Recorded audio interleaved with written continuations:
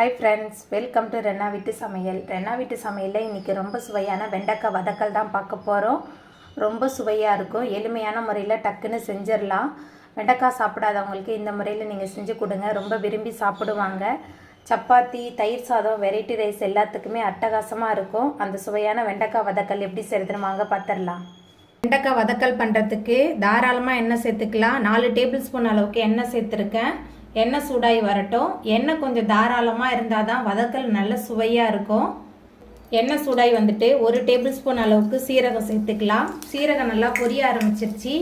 நீல வாக்கில் நறுக்குன ஒரு பெரிய வெங்காயம் சேர்த்துடலாம். வெங்காயம் சேர்த்துட்டு நல்லா வதக்கிடலாம். வெங்காயம் நல்லா வதங்கி வந்துருச்சு. அதுக்கப்புறமா இதில் கொஞ்சமாக கருவேப்பிலை சேர்த்துட்டு நல்லா கலந்து விட்டுடலாம். அதுக்கப்புறமா இதில் நம்ம நறுக்கி வச்சுருக்கிற வெண்டைக்காய் சேர்த்துக்கலாம். நான் வந்து இன்றைக்கி 1/4 கிலோ அளவுக்கு வெண்டைக்காய் எடுத்திருக்கேன்.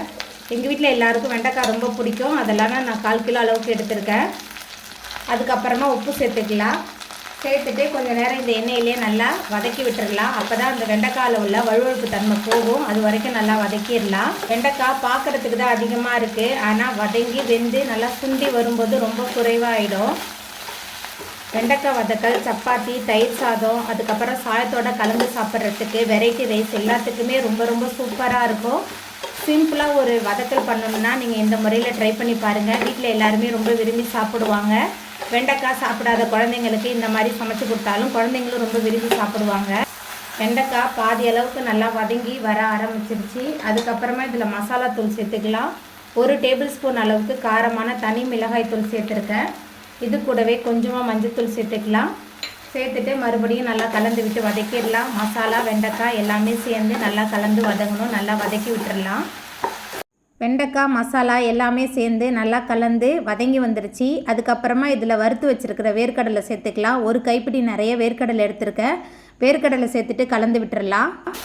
வெண்டைக்காய், வேர்க்கடலை ரெண்டுமே சேர்ந்து நல்லா கலந்து வதங்கிருச்சு. ரொம்ப சுவையான வெண்டைக்காய் வேர்க்கடலை வதக்கல் ரொம்ப ரொம்ப சூப்பராக ரெடி ஆகிட்டு இப்போ நம்ம அடுப்பு ஆஃப் பண்ணிடலாம். அவ்வளோதாங்க, ரொம்ப சுவையான வெண்டைக்காய் வதக்கல் சூப்பராக ரெடி ஆகிட்டு. இந்த சுவையான வெண்டைக்காய் வதக்கலை நீங்களும் உங்கள் வீட்டில் செஞ்சு பாருங்கள். இந்த வீடியோ உங்களுக்கு பிடிச்சிருந்தா லைக் பண்ணுங்கள், ஷேர் பண்ணுங்கள், கமெண்ட் பண்ணுங்கள், சப்ஸ்கிரைப் பண்ணுங்கள். அப்படியே பக்கத்தில் உள்ள பெல் பட்டனையும் கிளிக் பண்ணிடுங்க. என்னோடய வீடியோவை இவ்வளோ நேரம் பொறுமையாக பார்த்தவங்க எல்லாருக்குமே ரொம்ப ரொம்ப நன்றி.